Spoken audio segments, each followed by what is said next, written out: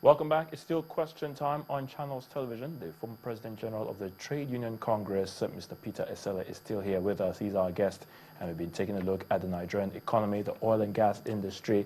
You know, those things that we really should be thinking as a people, you know, even as we prepare for the elections and even after the elections, what are the routes we should be considering to ensure that things really go well for the country as a people in terms of development and all of that.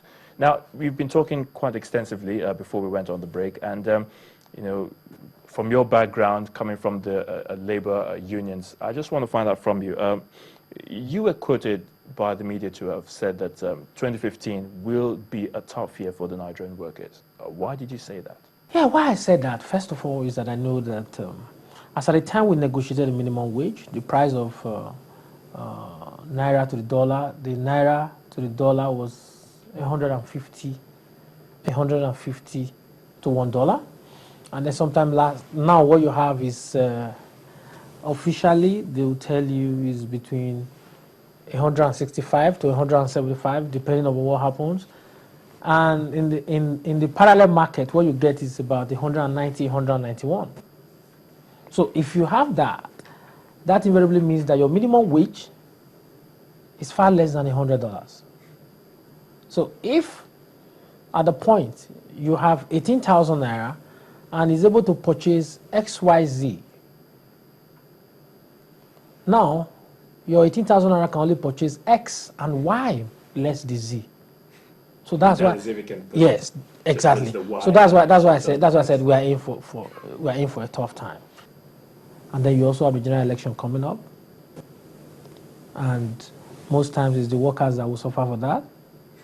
Yeah, because when you look at it, if they are going to use coppers, those are sons and daughters of workers.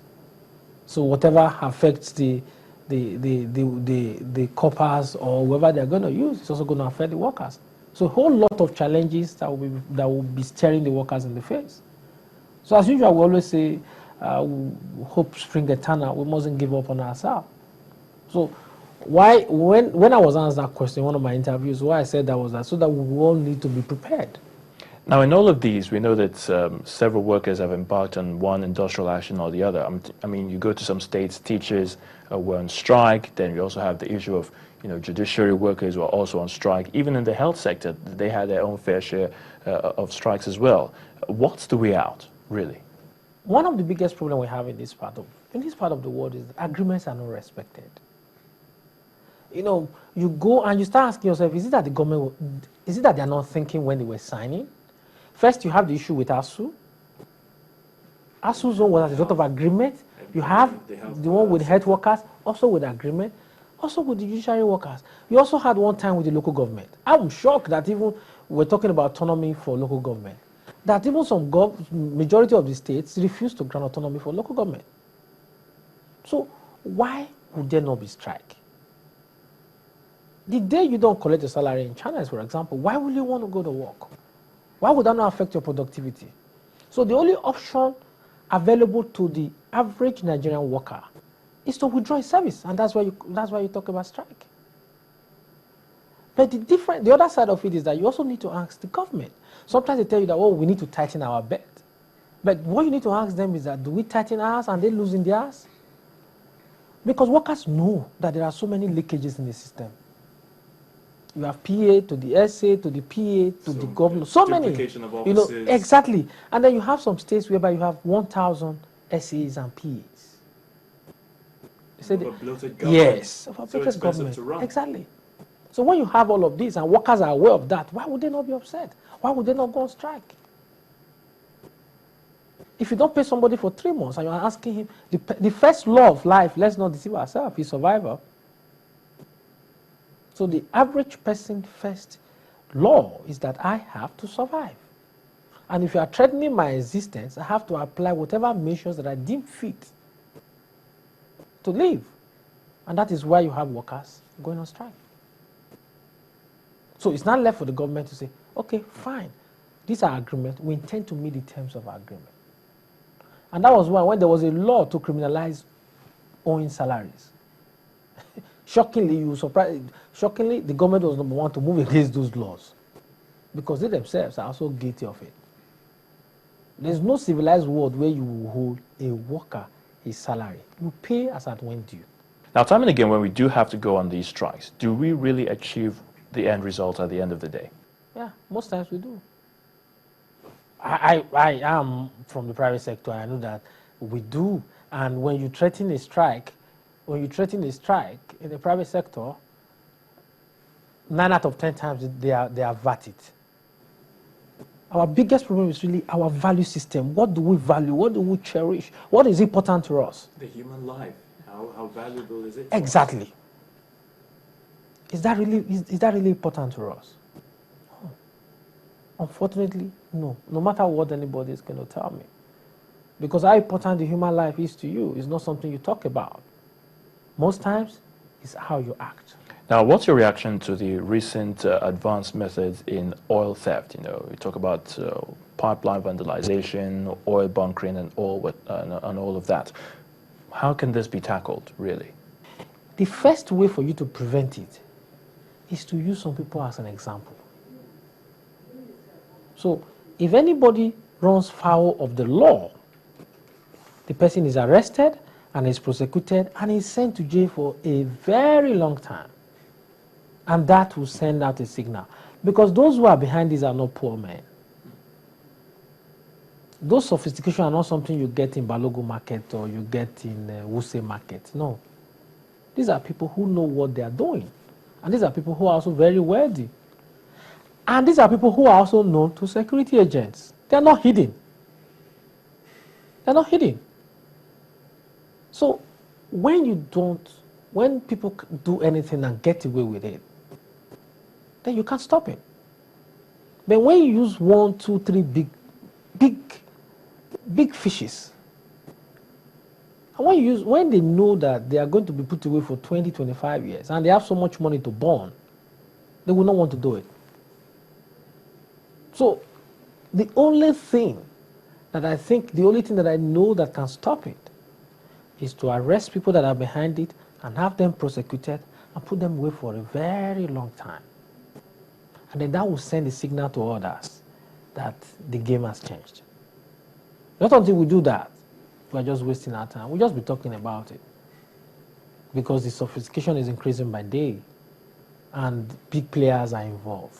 As we round up, what would you say leaders in positions of authority, should be focusing on, even as it affects the oil and gas industry? Because it does appear we don't really have much time. The economy needs to thrive, say, in the next 5 to 10 years. And you've also talked about diversifying, earlier on in the course of our discussion. Do we really have to start politicizing issues even at this crucial period? Don't you think we're going to be wasting too much time? What's your reaction? We don't. If we are not careful, in the next 10 years, we may just be the one to drink our oil. If we are not careful. Because we don't even have refining capacity. So now, let me tell you, no oil major will want to invest in an environment where it does not know the law. Because the legal instrument is also very important for them to do any investment they want to do. They must understand the regulatory framework. So once they know that is absent, nobody will put their money in. So what everybody is waiting for, let's see what the law governing the oil and gas in Nigeria says. Unfortunately, so everybody is in a state of quandary. I know we are busy concerning ourselves some things that are considered to be less important. You want to vote, somebody want to tell you whether are you from South, are you from North. Which serious country discuss that? Whether are you from South, are you from North, whether you're a Christian or whether you're a Muslim. No serious country discuss that. What we'll discuss is what are you going to put on my table? Are you going to guarantee security for my children? That's what serious people think about. What is in education? Not whether you are South, whether you are North, whether you are Muslim, whether you are a Christian.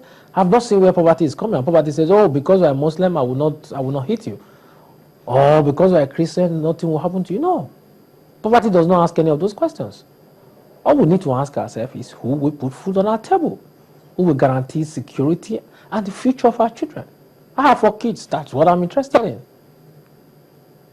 So those are questions that we should be asking ourselves.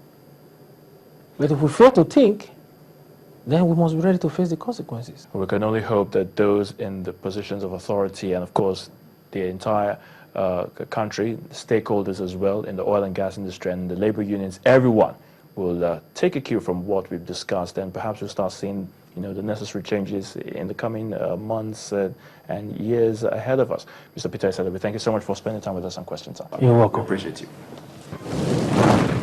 The reduction of the pump price of petrol may be seen as a welcome development, but let it not surprise you that many Nigerians out there still think it can even be reduced further. No thanks to the general belief that the economic situation is biting hard on the people. Our guest, Mr. Esele, feels Nigerians must begin to make huge sacrifices in order to adjust as they come to terms with the reality of the falling global oil prices. However, many states across the country and indeed the federal government must also see the need to cater for the teeming population of workers by coming out with effective policies that will make life better for them, especially in terms of the minimum wage issue. Our labor unions must keep working with the government at all levels to ensure that workers get the best deal for them at all times.